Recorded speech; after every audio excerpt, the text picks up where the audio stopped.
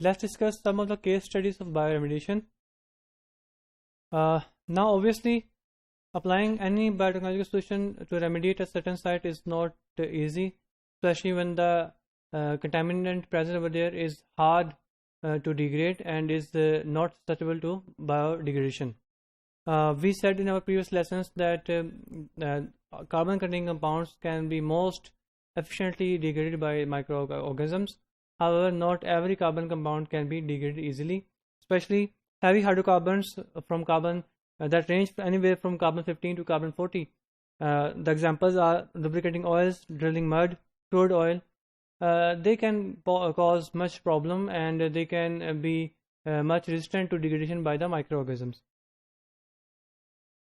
So the example we are studying here, a case is basically happened in the USA. The remediation of a former steel mill facility by Terra Nova Biosystems. ये company है जिसने remediation करनी चाहिए एक जगह की जहाँ पे पहले स्टील मिल था.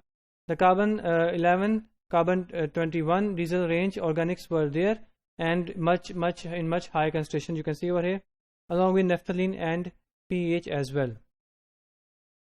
इसके अलावा हमने पहले भी डिस्कस किया था कि जो भी पोल्यूटेड साइट होती है वहाँ पे एक तरह का कंटामिनेंट नहीं होता, वो कंटामिनेंट उससे रिलेटेड बहुत सारे कंटामिनेंट वहाँ पे होते हैं. So you can see here the site also contained dibenzofurans along with lesser levels of benzene, toluene, ethyl benzene and xylenes. All these are toxic in their own respects, and their different concentrations can prove very toxic and even fatal for life. So what was the strategy that they employed? They applied hydrocarbonoclastic bacteria, HCB bacteria, which basically have the ability to degrade hydrocarbon contaminants through their metabolism, through their metabolic action. Moreover, they are also able to produce biosurfactant. So दोनों तरीकों से ये उसको degrade करने में help करते हैं.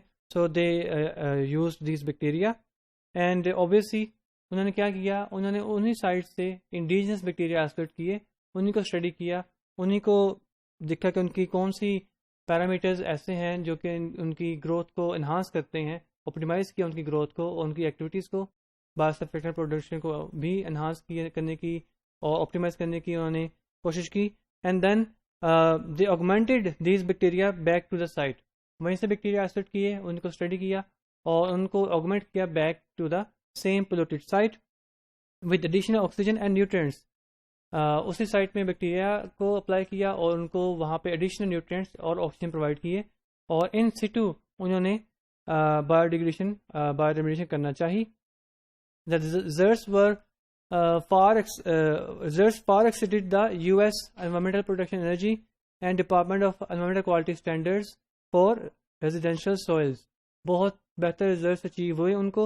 Final total petroleum hydrocarbon gasoline range was less than 5 mg per kg and 1 mg per kg for all other contaminants. So you can see here how much efficient results they achieved and how they did that by using the inherent abilities of the indigenous microorganisms. क्या किया उन्होंने? They studied the indigenous microorganisms कि उनमें कौन सी ability है, किस किस्म की एबिलिटी है जो कि वो यूज़ कर सकते हैं फॉर दिस पर्पज़, और उन एबिलिटीज़ को ऑप्टिमाइज और एनहांस कैसे किया जा सकता है. And then they applied all the results to the site and they were able to bioremediate the site in a much better way. Next example is from Sweden. कोई भी ऐसी साइट जो कि काफ़ी अरसे से वहाँ पे इंडस्ट्री प्रोसेस हो रहा है और डिफरेंट किस्म की इंडस्ट्रीज़ वहाँ पे ऑपरेट हुई हैं फॉर डिकेड्स. तो इसका मतलब है that site has been polluted for decades with much concentration of so many different toxic compounds. So those such sites are always hard to remediate. So एक बहुत बड़ा चैलेंज है. Solution lies in using a combination of appropriate bioremediation technique. हमने पहले भी अपने last session में discuss किया था.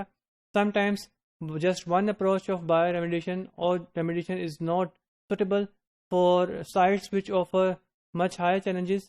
We have to come up with much more integrated strategies to remediate the sites. So Sweden make formal industrial site which contained so many different factories that used and produced chlorine, sulfur and cellulose factories were there, and timber yard as well. There was a lot of contamination of so many different things such as oil, turpentine, mercury, and pH. So such site is obviously much hard to remediate. So MB Envirotech, along with the Environmental Protection Agency of that country, they took up this project. First of all, there was demolition of the factories there, and then ex situ remediation of around 50,000 cubic meter of contaminated soil was there. उन्होंने ex situ approach इस्तेमाल की और बहुत सारा soil उन्होंने excavate किया और ex situ उसको remediate किया, bioremediate किया.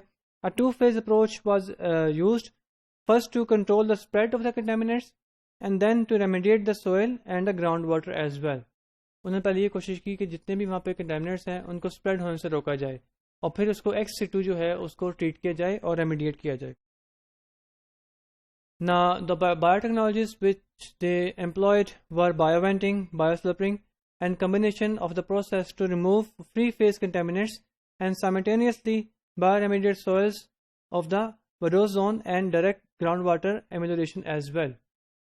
ये सारे processes उन्होंने use किए in a much more integrated fashion. Because why so?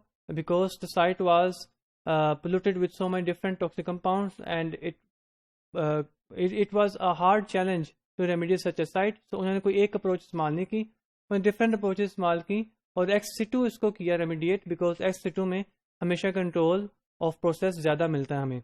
So you can see here कि they were able to remediate the site in a much better way, and in the end 15,000 cubic meter of soil was cleaned within the first 6 months.